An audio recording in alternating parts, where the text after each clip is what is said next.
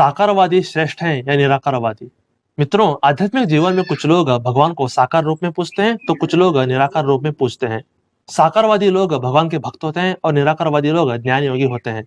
पर इन दोनों में कौन ज्यादा श्रेष्ठ है? भगवत गीता और भागवतम में भगवान श्री कृष्ण इस रस से पर्दा उठाते हैं। अगर आप इस वीडियो को ध्यान से देखें तो आप समझ जाएंगे कि साकारवादी श्रेष्ठ है या निराकारवादी। इसलिए आप भगवत गीता को लेकर बैठे, आपको हेल्प होगा। तो बिना किसी देरी किए वीडियो शुरू करते हैं। दोस्तों, पूरे भारत में सनातन धर्म का प्रसार करना यह हमारा मिशन है। अगर आपको हमारे प्रयास अच्छे लगते हैं तो आप हमारे YouTube चैनल को जरूर सब्सक्राइब कीजिए और इस बेल आइकन को प्रेस कीजिए। मित्रों, भगवत गीता के 12वें अध्याय में अर्जुन श्री कृष्ण जी से पूछते हैं कि हे मधुसूदन, जो भक्त अनन्य भाव से आपकी भक्ति करते हैं और जो निराकार ब्रह्म के आराधक हैं, इनमें से श्रेष्ठ कौन है? तब भगवान श्री कृष्ण बोलते हैं, जो मुझ पर अपने मन को स्थिर करके मुझसे प्रेम करते हैं, परम भक्ति के साथ मेरी आराधना करते हैं, वे मेरे द्वारा परम सिद्ध माने जाते हैं। पर जिनका लक्ष्य निराकार है, वे अपनी कठिनाइयों में वृद्धि कर लेते हैं। शरीरधारियों के लिए उस तत्व का मार्ग दुर्गम है।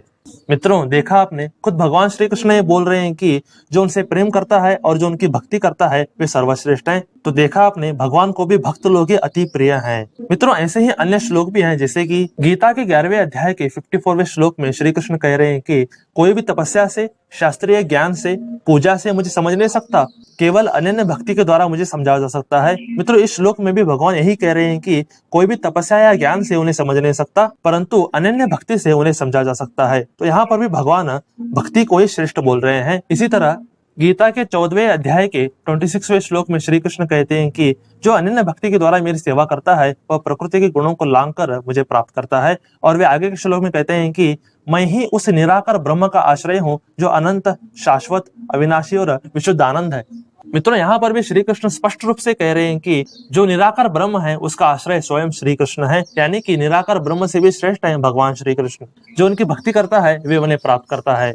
मित्रों, ऐसे ही गीता के 18वें अध्याय के 65वें श्लोक में श्री कृष्ण कहते हैं कि अपने मन को मुझ में लगाओ, मेरे भक्त बनो, मेरी पूजा करो और मुझे नमस्कार करो। इस तरह से तुम निश्चित रूप से मुझे प्राप्त करोगे, मैं तुम्हें वचन देता हूँ। मित्रों, यहाँ पर भी भगवान श्री कृष्ण स्वयं वचन दे रहे हैं कि अपने मन को उनमें लगाने से, उनके भक्त बनने से हम उन्हें निश्चित रूप से प्राप्त करेंगे। यहाँ पर भी भगवान हमें भक्त बनने के लिए कह रहे हैं। मित्रों, सिर्फ गीता में ही नहीं, श्रीमद् भागवतम के 4थे स्कंद में भगवान विष्णु जी पृथु महाराज से कहते हैं कि हे पृथु, मुझे यज्ञ से, तपस्या से और योग से प्राप्त करना बहुत कठिन है, पर जो मेरी भक्ति करता है उसके लिए मैं सुलभ हूँ।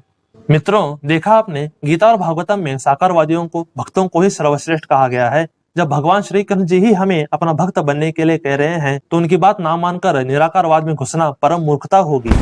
श्री कृष्ण जी के वचन परम सत्य हैं, इसलिए उनके भक्त बने, उनसे प्रेम करें। ऐसे आप बहुत आसानी से उन्हें प्राप्त करेंगे। ऐसे वे खुद गीता में वचन दे रहे हैं। इसलिए भगवान श्री कृष्ण जी की भक्ति करते रहें। एक बार मेरे साथ बोले, परम भगवान श्री कृष्ण जी की जय। हरे कृष्ण।